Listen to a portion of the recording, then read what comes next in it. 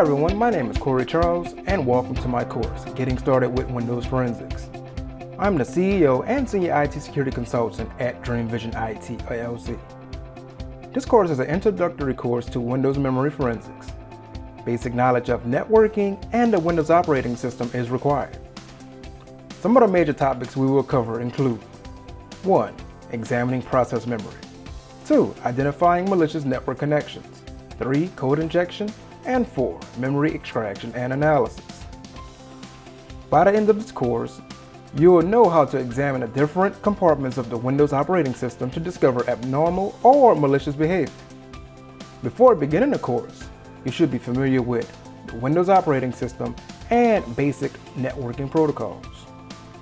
I hope you'll join me on this journey to learn how to forensically investigate the Windows operating system memory with the Getting Started with Windows Forensic course at Pluralsight.